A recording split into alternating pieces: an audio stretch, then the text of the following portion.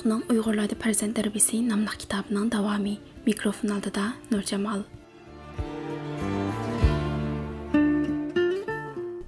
İkinci qism gap so'zdagi adab tarbiyasi. So'zingni kuzatgan beshing ketmasin, tilingni kuzatgan tishing sunmasin. Yusuf Hasajib. Mahmud Qashqari Turk tillar divoni nomli asarda mundaq bir qimmatli kuchini bergan. Turk tilida qildi degan so'z ayollar o'rtasidagi jinsiy aloqaga ishlatilganligi uchun Türkler ayollarni izzat tortib qolmasin deb shu so'zni ayollarning qishida ishlatishdan voz kechgan. Bu ma'lumot bizga shuni uqtirdiki, Uyg'ur xalqi adab axloqni bak qadrlaydi va adab axloqqa bak e'tibor bilan qaraydi. Bo'libmi gap so'zdagi adabga ahamiyat berdi. Chunki insonning adab axloq o'lchimida oldi bilan til muhim o'rin egallaydi. Ondan harakatdagi adab ta'kidlandi. Bu ikki omilning qo'shilishi bilan qalbdagi adab axloqqa baho berildi. Qadimgi Uyg'urlarda adab erdam beshi til degan maqol bor edi. Ya'ni adab axloq tildan boshlanadi va tilni asos o'lcham qiladi. Shunga Uyg'urlarning farzand tarbiyasi an'anasida til madaniyatiga ko'ngil bo'lib qolmay, balki til adabiga mu alohida ahamiyat berib kelgan. Unda da farzand tarbiyasida til adabi jihatda yetakchilikni qaysi taraflardan elib berish talab qilindi? Birinchi, rost so'zlashga yetaklash, yolg'on so'zlamaslikni ta'kidlash til adab tarbiyasiga qo'yilgan birinchi talab. Yusuf Hasajib tilning eng yomoni yolg'on so'zlashdir degan. Alisher Navoiy so'zning turi nihoyat ko'p. Ammo yolg'on so'zdan yomonroq so'zning turi yo'qdir degan. Shunga farzandlarning yolg'onchilik odatlanib qilishi bir ofat. Bu ofatning oldi ilinmasa, oxir u o'zining beshini yeyish bilan natijalanadi. Alisher Navoiy kim yolg'onchi atalgan bo'lsa, u Qur'ondan dalil keltirib so'zlasimi, kishilar uning ishonmaydi degan. Hikoya qilinishicha, bir kishi yolg'onchilik bilan tunilgan ekan. Bir kuni uning uyiga o't ketibdi. U jarsalib faryod qilib kishilardan yordam so'ragan bo'lsa-mu, kishilar uning bu echinishlik faryodiga ishonmay kor bo'lmabdi. Shuning bilan uning uyi ko'zni yumib ochiqda kulga aylanibdi. Buni ko'rgan bir dono kishi uningga shunday debdi: kimki yolg'on so'zni to'liq qilsa, uning rost so'zimi xalq oldida yolg'on sanaladi. Agar boshqalar senga himmat ko'rsatmagan bo'lsa, ulardan ranjimay, o'zingdan ranjishing lozim. Bolalarning yolg'on so'zga odatlanib qolishning mundaq bir qancha sababi bor. Birinchi, ular sizlarning ayblashinglardan qo'rqib yolg'on so'zlaydi. Bir qatam naf elib olgan bo'lsalar, keyingi qatam yana shu yolg'on gapdan naf elishga urinadi. Ikkinchi, ularning rost aytgan samimiy so'ziga ishonmagan chog'ingizda uningga zarba bo'lib, keyingi qatamda yolg'on so'z bilan og'zingizni tuvoqlamoq bo'ldi. Uchinchi, yolg'onchilik, manfaatparastlik, shaxsiyatchilik va vijdonsizlikdek yomon xarakter o'zlashib qolgan bolalarda ko'proq bo'ldi. To'rtinchi, sizlar bolalarga yolg'on so'zlasanglar, ularmi albatta sizlarni do'raydi. Shunga ota-onalar farzandlarining yolg'on so'zlashiga yo'chiq qilib bermasligi, uchuq ko'ngillik va savarchanlik bilan ularni rost so'zlashga o'rgatishi, nasihat orqali rostchilik bilan yolg'onchilikning axloq fazilat bilan bo'lgan munosabatini tunish kerak. Nasihatdan namuna. Balam, har qachon kishilar orasida rostchil degan yaxshi atoqni elishga tirishqin. Hargiz yolg'onchi atilib qolma. Yolg'onchilik bilan o'zingni bulg'ima, yuzingga qara suvma. Yolg'on so'z har qancha bezak bilan aytilgan bilan hamini yuzingni yerga qaratadi. Yolg'on so'z har qancha bezak bilan aytilgan bilanmi hamini yuzingni yerga qaratadi. Yolg'onchilik bilan erishgan foydangdan oxiri tortgan ziyoning ziyoda bo'ldi. Donolar deganki, kumushga oltin bilan hal beradigan zargarga o'xshaydi. Yolg'on so'z oz bo'lsa-mu gunoh, zaharning miqdori oz bo'lsa-mu odam o'ldirdi. Rost so'z yuzingni yo'q qildi, xalq orasidagi obro'yingni ko'tardi. Farzandlar oq qorni farq etgudek bo'lganda, ularni rost va yolg'onning mohiyati va kishilik turmushga o'ynaydigan yaxshi yomon roli to'g'risida cho'nqiroq tushuncha ega qilish lozim. Balam, rost so'zlab hamma gapni tilga elaverishmi axloqsizlik bo'ldi. Ba'zi chog'larda boshqalarning yordam bo'ladigan bo'lsa va biror odamning jinini qutuldirib qilishga sabab bo'ladigan bo'lsa, yolg'on aytishqimi bo'ldi. Chunki kishining jiniga zomin bo'ladigan rost so'zdan boshqalarning jiniga or turalaydigan yolg'on so'z afzalroq. Hikoya qilinishicha, bir podshoh bir asirni o'ldirishga buyurgan. U bechora umidsiz holatda podshohni yomon til bilan tillashga boshlagan. Chunki kimki jinidan umid o'tsa, ko'nglidagi jimi gapini davolda emasmi? Podshoh so'rabdi. U nima davatidi? Olijanob vazirlardan biri javob beribdi. Ey podshohim, u aytdiki, jannat g'azabini yutquchilar va xalqning kamchiliklarini kechirguchilar uchun tayyorlangan deydi, debdi. Podshoh u asirga rahim kelib, uni xunidan o'tibdi. Lekin boyqi olijanob vazirga zid bo'lgan yana bir vazir, bizning xalqimizdagi kishilarga podshoh huzurida rost so'zdan boshqani deyish loyiq emas. Bu asir podshohimizga dashnom berib, noloyiq so'zlarni qildi, debdi. Podshoh bu so'zdan bo'ynini to'lg'ab munda debdi. Маңа сенің рас сөзіңден көре, оның ялған сөзі мақұл келген еді. Чүнки оның ялған сөзі yarışış cəhətdə aytılğan. Senin rас сөзің yamanlıq qilish qartılğan. Halbuki aqıllar bütün to'g'dirdigan rас сөзден yaxshilik yetkazadigan yolg'on so'z afzal degan. Yana bir hikoyani keltiray. Hajjaj zolim nechilagan kishini gunohkor qilib o'ldirgan edi. Oxiri yana bir kishiga navbat kelgan edi. U kishi: "Ey amir, sen uchun mening qilgan xizmatim bor. Plan dushmaning qabih til bilan sening g'aybatingni qilgan edi. Men Hajjahning yomonligidan yaxshilik to'la, sen yolg'on aytyapsan deb mani qildim," dedi. "Guvohching bormi?" deb so'radi Hajjaj. U kishi shu majlisda o'tirgan birisini ko'rsatdi. U kishining bu voqeadan xabari yo'q edi, ammo hiliq kishini o'limdan qutulish uchun rost aytidi deb guvohlik berdi. "Senmi bor ekansan, nima uchun shuk o'tirding?" deb so'rabdi Hajjaj. "Men," dedi guvohlik berguvchi kishi. "O vaqtda sening huzuringga kelib in'om ihsoningni ko'rgan emasman. Shunga uning g'ayvat qilganimi menga xush keldi. Shu sababdan mani qilmadim." Hajjaj ular rost so'zlaganlik uchun ikkisini ozod qildi. Ikkinchi, so'zlash adabiga qo'yiladigan yana bir taraf farzandlarning gapni qisqa, meg'izli qilishga, ma'nilik, urug'liq so'zlashga odatlantirish. Uzun, bemazza so'zlab kishilarni bezor qilmaslikqa ogohlantirish kerak. Uyg'ur xalqi gapni to'liq qilgan kishilarni adabsiz, lavza deb qaraydi. Chunki ko'p gap qilguvchilar faqat o'zining gapini yo'rg'iltidi. Mamadonlik ularning xarakteri, o'zini ko'rsatish ularning maqsadi. Boshqalarga gap bermaslik ularning xususiyati, gapga qo'shiq solish ularning odati. Shunga farzandlarga kichikdan boshlab suhbatlashish qoida usullari, ommaviy so'rinlardagi so'zlash adablari to'g'risida ogohlantirib turish va nasihat qilish kerak. Nasihatdan namuna. Balam, har qanday narsaning qimmati bo'ldi. Tilning qimmati uning ma'nosida. Ma'nisiz tilni bir changal loy bilish kerak. Ammo har qanday aziz narsalarmi zurriyatsiz chog'da ishlatilsa qadr-qimmatga erishilmaydi. Til seni arma qildi, yarma qildi. O'rinsiz yerda gapdonlik qilish, har qanday so'rinda bo'lsang ko'p so'zlashdan hazar qil. Ikki narsa aqlsizlik jumlasiga kirdi. Biri zurriyat chog'da so'zlamaslik, yana biri o'rinsiz chog'da ko'p so'zlab chekidan eshib ketish. Qisqa o'rinliq so'z ayibni yapadi. Uzun so'z nodonlikning shohid bo'ldi. Balam, ko'p so'zlash deganlik so'ralmasdan zurriyatsiz chog'larda so'zlayverishdir. O'rinsiz chog'da qilingan so'z harakat har qancha qimmatli va fasohatli bo'lsa-mu, boshqalar tetimaydi. Kishilarning ko'ngliga bearomlik jafosini soldi. Uningdan boshqa ko'p gap qilgan kishida ayib ham ko'p ko'rildi. Oldi bilan deyilmaydigan so'zlarni deb solsan, yolg'on yovdoq so'zlarga o'rin berib qolasan. Yana biri o'zingning ba'zi pinhon sirlaringni oshkorlab qo'ysan. O'zing bildigan, o'zingga munosib so'z bo'lsa so'zlagin. Imkon bor so'rin qarab gap qil. Hargiz o'zingning fikrini yo'rg'alatma. Balkim so'rinda sendimi bilimlik, aqlli odamlar bo'lish mumkin. So'zlaring ularni qoyil qila olg'idek, ularga naf bergudek bo'lsa, ularning hayotning ma'lum tarafi to'g'risidagi tushunchadan manfaatdor qila olsang, senmi ularning hurmatidan bahra ola olsang, bu suhbat ahamiyatli bo'lgan bo'ldi. Agar o'zingni valaqshib boshqalarga fursat bermasang, undan keyin ular sendan qochadi, seni suhbatga qatnashtirmaydi. Shuning bilan undaq suhbatlardan oldigan manfaatdan quruq qolasan. Balam, mumkin bo'lsa, donolarning suhbatiga dahil bo'l. Nodonlarning suhbatidan qoch. Olimlarning suhbatiga dahil bo'lsang, anglashni vazif qilgan. Uyg'urlarda odam quloqdan samiraydi, hayvon tuyoqdan degan gap bor. Bilimliklarning so'zi bahor yomg'iriga o'xshash ko'ngil itizlim yashartidi. Murad gullarni echiltirdi.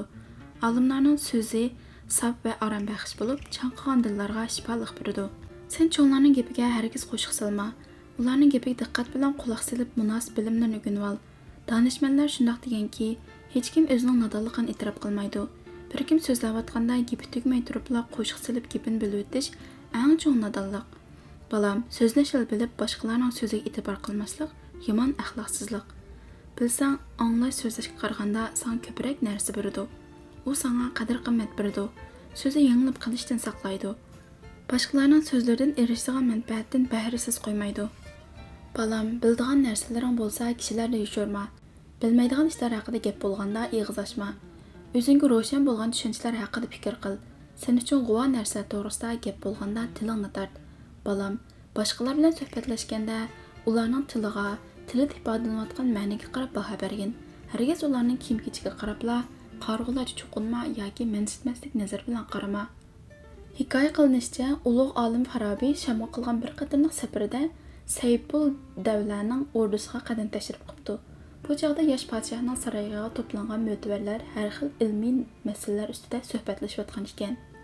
Ular ustiga turkiy kiyim kiygan, putiga zarpul deb atiladigan uchi-uchli o'tni kiygan bu kishini tonimaydi. Podshoh bu notanish kishini o'ldirish taklif qilganda Farabiy podshohdan xohlagan joydami yoki belgilangan joydami deb so'ragan. Saypul davla xohlagan joyda o'ldiring deb ijozat bergan. Farabiy kishilar oldidan o'tib to'p-to'g'ri Saypul davla yanidagi bo'sh o'ringa kelib o'tirgan.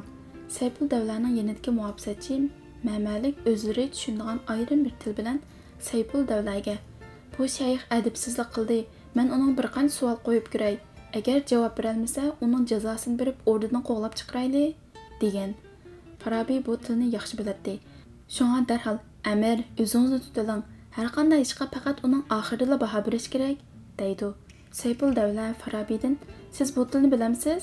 deb so'raganda Farabiy "Bilaman" deb javob beribdi. Shundan keyin suhbat boshlanib ketibdi. Har xil ilmiy temalar o'ttirib qo'yilibdi.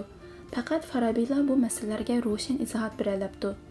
So'rin ahli uning qoyil bo'pti. Demak, balam, odam o'ziga ishonch qila olgandila, suhbatga so'z qistirishi, tuman ma'nolarning tugunini bir so'z bilan yeyish kerak. Ko'pincha odam o'zini odatda vujud qapisiga solib qo'yib yashaydi. Biroq ularning kimlar bilan aralashayotganligi va tiliga qarab, ularning qalb go'rini aytish mumkin. Ko'nlarning g'ilabga qaramay pichoqqa qara degani mana shu. Qapning ichida bigizni yushirib qila olmaysan. Qalb uyingni pokiz tozalab, so'zlaringni go'zal, chiroyli, qisqa, ma'noli qilgin. Til degan qalbning mevasi balam.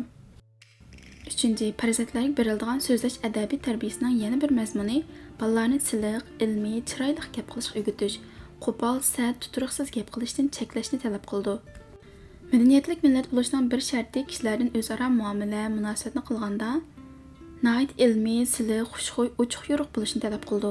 Ha deganda to'lab varqirash, kichkina ish uchun eg'iziga eski tillarni ilib boshqalarning ko'ngliga azor berish, qo'pollik, tirikkaklik va qizil o'pkilik qilish madaniyatsizlik, yovvoyilikning belgisi bo'lib qoldi. Hozirgi Uyg'ur jamiyatida madaniyatlik ilmiy odamlarmi xili ko'p, lekin qo'pol, to'ng, o'ktam, hayosiz odamlarmi nihoyat ko'p.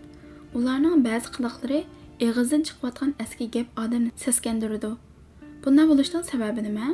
Bizning ko'z tutishimiz qaraganda, birinchidan, tarbiyalanmagan qarqo'saq kishilarda bunda yomon odat ko'proq ekan. Ikkinchi, oilasidagi yomon odat farzandlarga yuqqan ekan. Ba'zi oilalarda ota-onalar asabiylashgandaglar har qachon chalva qaptiradi ekan. Bolalarni eski tillar bilan tillaydi ekan.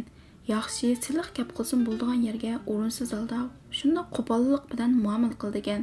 Oiladagi bunda kayfiyat barbara bolalarga singib odat kuchiga aylanib qolgan. Uchinchidan, jamiyatning umumiy kayfiyatidagi ashundan nachar odatlar barbara umumlashib qolgan. Yoshirmay aytish kerakki, har bir yurtda hozir ma'lum eski til "Assalomu alaykum" degan hurmatli salomimizning o'rnini egallab ketgan. "Hay salomchi, yaxshimisan? Hay jalobna bos, ne boding" degandek. Men o'qiyotgan chog'imda bir saboqchimiz bor edi. U har bir gapni qilsa jalobna bo'lsa degan gapni qiladi. Bir kuni menim shunday dedi. Men yugurib berib uni bir qo'ydim. Keyin boshqalar yig'ilib ketdi. U deydi-ki, biz eng yaqin kishilarimizni shunday deymiz. Demak, biz o'zimiz deyotgan gapning nima ekanligi, uning boshqalar qanday ta'sir beradiganligini nazardan saqit qilib qo'ygan. Bu jihatda ota-onalar o'zimizga qattiq talab qo'yishimiz, farzandlarga yaxshi nasihat qilib turishimiz lozim. Nasihatdan namuna: Balam, siliq, yaxshi, go'zal so'zlik bo'l. Til degan yaxshi, chiroyli so'zlash uchun berilgan. Odamning eng asl a'zosi til bilan qalb. Bu go'harni eski, nachar qo'pol so'zlarni qilib bo'lg'isang, go'harni nijosatga otgandek ish bo'lmamdi. Danalar og'ziga kelgani demak nodonning ishi, oldiga kelgani yemak hayvonning ishi degan. Qo'pol muomil degan ochiq qalblarni taqab qulib soldi. Yumshoq so'z toshni ezib yumishtirdi. Til tig'i bilan gunohsiz odamga azor berish sog'lom qon tomirga nashtar urib nobud qilgan o'xshash. Bo'lsa yirik so'zigmi yumshoq javob berishga odatlangan. U chog'da boshqalar sin aqlliq, madaniyatli hisoblaydi. Qarshi tarafni adabsizlik, madaniyatsizlikda ayblaydi. Har qanday so'zni qilganda maqsadlik, nishonli qilib dal joyiga tekkizgin. So'zingga har doim yezi bo'l. U nerdan chiqdi, nega bordi, bilib, o'ylab ondan so'zla. So'zning qanchalikligini deyish, qanchaligini demaslik, nimani deyish, nimani demaslik kerakligi haqida aql bilan obdan kengash. Til degan aqldan chiqqani yaxshi. So'z xazinasidan yaxshi so'zmi chiqadi, yomon so'zmi chiqadi, zaharlik so'zmi chiqadi, shirin so'zmi chiqadi. Bu Bularni obdan bayqab til açsang, qalb dengizidan rostchilik, haqqoniylik, to'g'riliq, poklik va adolat unchalarini yog'dirsang, uning foydasi mo'ljalligisiz.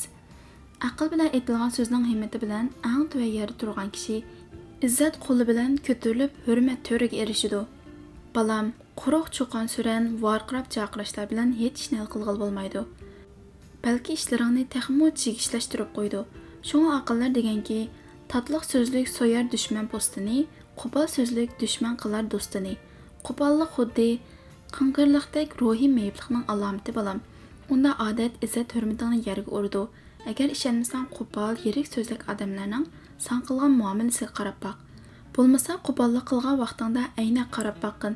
Mening nazarimda, qo'pol, yirik tilliq, chechilg'oq odam nervisidan yerim ketgan odamdir. Balam, tildagi qo'pollikning yana biri o'rinsiz savoldir. O'rinsiz savolmi qo'pol javobga sabab bo'ldi. Kishilik munosabat degan aks sadoga o'xshaydi. Sen boshqalarga qanday muomala qilsang, shunday javobga erishsan. Hikoyatlarda aytilishicha, bir Johud yana bir musulmon bilan so'z talashib qopti. Musulmon debdiki, agar bu narsamdan javob ko'rilsa, Johud bilib o'lay. Shu chaqda Johudmi ochiq bilan, agar so'zim yolg'on bo'lsa, Tavrat bilan qasamki, sendek bir musulmon bo'lib ketay. Demak, boshqalarning zidiga tegsang, senmi ochiq tilanglaysan. Sen boshqalardan bizar bo'lsang, boshqalar sendan 100 hassa bizar bo'lish mumkin. Sen boshqalarni mansitmasang, boshqalarmi seni mansitmaydi. Hikoya qilinishicha, bir to'ti qushni qog'i bilan bir qabasga sulab qo'ygan ekan. To'ti qog'ining yiqimsiz ko'rinishidan yerginib shunda debdi. Buning talati nima degan sat, qiyofati nima degan xunuk, turqi nima degan yerginishlik, qilqi nima degan aski, ay judolik qog'isi. Kashki oramiz ikki mashriq orliqidek yiroq bo'lib qolsa-chu. Shunisi qiziqki, qog'imi to'ti bilan birga bo'lib qolganligidan jenidan bezor bo'lib xopchilik qilgan. Umu palakning ta'siri cho'glaganligidan nolgan va mayuslik qo'lini bir-biriga surkab munda degan. Bu nima degan sho'rpeshonidek, nima degan ta'libaslik, nima degan turoqsiz kunlar. Men boshqa qog'lar bilan birga bog'ning tomlarida so'lat bilan yurgan bo'lsam, o'zimning qadr-qimmatiga loyiq bir ish bo'lmasmidi? Men nim gunoh qilgan bo'lg'aydim, uning jazosi uchun taqdir men ashunda bir manmanchi, ahmaq, valloh takir nahalning so'hbatiga kirgizib qo'yib, mushunda balla qazo ranjiriga giribdor qildi. Surating bo'lsa tamning qishida hech kishi kelmay orqaga yanar. Jannatda bo'lsa gar turar joying, kishi do'zaxni qilar ixtiyor. Balam, qo'pollikning yana biri boshqalarning aybini va laqimini atab gap qilishdir. Soqni tozdas kulgisi kelur, tozni tozdas o'lgisi kelur degan gap bor. Boshqalarning arzon to'lab qo'ygan ismini to'liq atab chaqirsang, yaqinlik ifoda qilgan bo'lsan. Laqimini atab haqorat qilsang, qalbiga dog' solasan. Hatto dushmaningning bo'lsa-mu, to'g'ri so'z bilan gap qil. Qo'pol, yirik so'z qilma. Qo'pollikning ojizligini oshkorlab qo'ydi. Ko'nlarning bir aqidasi borki, yumshoq qurt qattiq yog'ochni yeydi. Har qancha urush talash qilib qolsangmi, til haqorat ishlatma. Kishining aybini dema. Bu seni zaif, bechora holatga tushirib qo'ydi. Balam, har qanday so'zni deganda ehtiyot bilan so'zlagin. Eg'izdan chiqqan so'z o'rnidan chachirgan ko'z degan gap bor. So'z degan atgan o'qqa o'xshash, qaytirib olish mushkul. Zuvonga keldi, ziyonga keldi degan gap bor. O'rinliq so'z nurg'un geralarni ichib o'tadi. O'rinsiz so'z qilg'uchi eg'ir zanjirga bog'landi. Anlamaganmiding? Badanga jon kirgizadigan so'zmi bor? Aytquchining beshini shamolga so'raydigan so'zmi bor? Hikoya qilibdilarki, bir podsho tushida 32 tal tishi butunlay to'kilib ketib tushib qopti. Bu tishni munajjim ta'birchilarga o'rgatgan ekan, bir munajjim noit qo'pollik bilan "Aliylari, butun urug' tuqqanlar sildan burun o'lib ketadi ekan" deb ta'bir beribdi. Buningdan qattiq g'azablangan shah bu munajjimni o'limga hukm qilibdi. Yana bir munajjim bu tushga mundaq bir ta'bir beribdi. "Aliylari, sizlar butun urug' tuqqanlardan uzun umr ko'rdi ekanlar." Bu ta'bir podshohga ma'qul kepti va nurg'un mukofot beribdi. Ko'rdingmi? Har ikki ta'birning chiqargan xulosasi amaliyot o'xshash, lekin gapni o'rinli qila olmay qo'pol til ishlatgani uchun biri beshin yedi. Yana biri aql bilan gapga mahorat libosini kiydirganlik uchun mukofot qilishdi. Balam, yana shuningga diqqat qilganki, so'zlaganda hayo bilan so'zlagin. Odamga hayosizlik bak ayibdir. Dedim deb hamma gapni ochiq deyishga bo'lmaydi. Hamma a'zoni tilga elaverish texmi yaramaydi. Qiz o'g'illar orasida deydigan gapmi bo'ldi, demaydigan gapmi bo'ldi. Cho'nglarning orasida deydigan gapmi bo'ldi, demaydigan gapmi bo'ldi. Har qanday so'rinda hayo bilan so'zlagilik, hayo bilan inson qatorida sen, hayo ko'tarilsa hayvon sanalasan. Hatto kishilar bilan urushib qolsangmi, atrofingga boqib hayo bilan til yorg'in. Boshqalarning hayosizligidan ibrat olgan hayosiz odam kishilarga eng sat ko'rinadi. Agar hayosizlarning soruniga kirib qolgandek bo'lsang, o'zingni ilib qoch. Bo'lmasa, ko'nglingni g'ash qilib olasan. Hayo pardasi ko'tarilib ketgan yerda adab qoidaga o'rin qolmaydi. Uyg'urlarda hayo yo'q yerda iman yo'q degan gap bor-ku. Hayosiz odam eng fazilatsiz hisoblandi. Shunga nodon fazilatsiz odamlar bilan urushib qolma. Urushsang, hargiz ulardan hayo kutma. Shunga Mahmud Qashqari buvimiz shunday ogohlantirganki, yavaş bilan urush, yuzsiz bilan aytishma. Yavaş eg'iringni ko'tardi, yuzsiz bo'lsa seni sharmanda qildi.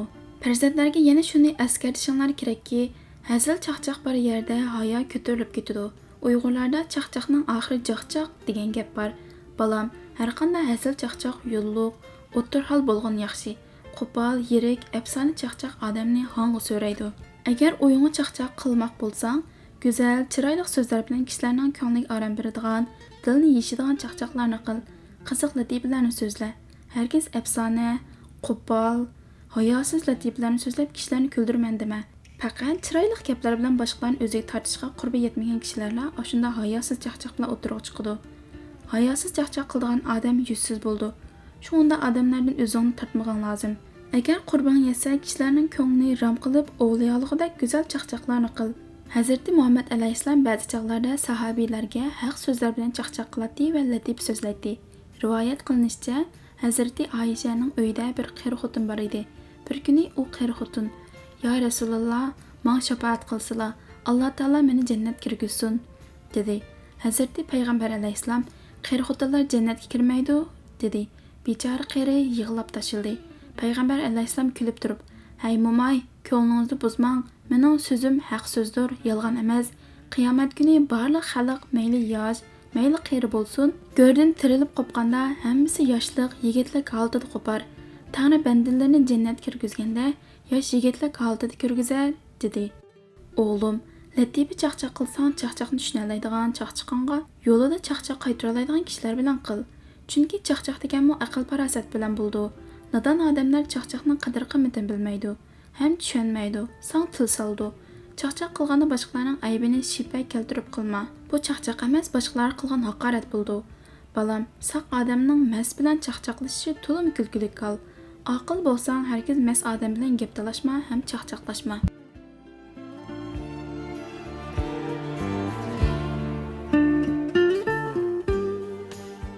Uyg'urlarda farzand tarbiyasi nomli kitobning 8-bobining to'liq mazmuni o'qib tugatildi.